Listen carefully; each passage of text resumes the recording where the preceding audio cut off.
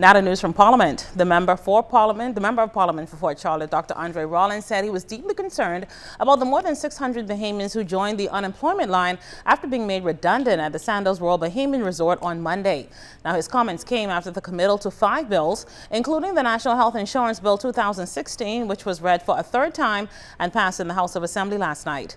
Now Dr. Rollins says he believes that many of his constituents may have been impacted by the exercise, which he dubbed as an attempt at union busting tactics. He says the government is a bit relaxed over the issue. But I'm advised that the Prime Minister has a very close relative that is a beneficiary of a financial contract with Sandals. I want that to be disabused because it does speak to why it is that Sandals believes that it can get away with this. And it's a consultancy contract. And I'd like the Prime Minister to disabuse me of that, to reject that outright. Well, Prime Minister, the Right Honorable Perry Christie quickly responded to those allegations. I do not know the member of my family he's speaking about who has a relationship with Sandals.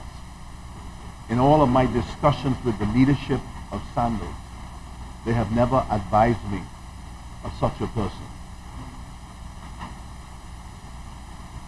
I will find out during the course of the day what the member is talking about. But with respect to my representation of the Bahamian people, I have never compromised my integrity for anybody in that regard. Well, Labour Minister, the Honourable Shane Gibson, also responded to those comments made by the Fort Charlotte Member of Parliament. Gibson admitted he too was outraged when he heard through the media about the 600 layoffs at the Sandals Royal Bahamian Resort. However, he says discussions between both parties is something that should not be discussed in Parliament. We have investors who are here in the Bahamas. We have some who think we're coming to the Bahamas. They watch the climate, they watch how you speak. And I'm not gonna come and discuss everything we discuss and the way we discuss it in these meetings, Mr. Speaker. I'm not going to do that.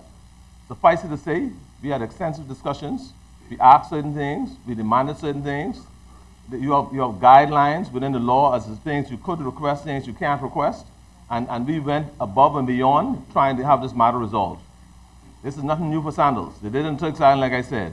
They shut down an entire hotel and rehired employees. They told us that most of the employees, as far as they're concerned, shared in their vision, and most of them would be rehired. Meanwhile, the Member of Parliament for East Grand Bahama and Opposition Deputy Leader Peter Turnquest encouraged all of the former Sandals employees to be extremely careful with the financial settlement they've received as a result of this redundancy exercise. Say to the employees or former employees of Sandals that we empathize with their loss of their jobs today. I know that there is an exercise ongoing with respect to paying out severance payments. I just want to caution them that they should be careful with that financial settlement because it does have to last them for several weeks at the very least. And so severance payments from Sandals. So the employees, I'm just cautioning them. Well, I just want to caution them to be careful with that financial settlement because I understand some of them will get a nice little settlement. But as the BTC people will tell them, it doesn't last forever. So please be careful, make sure you meet your commitments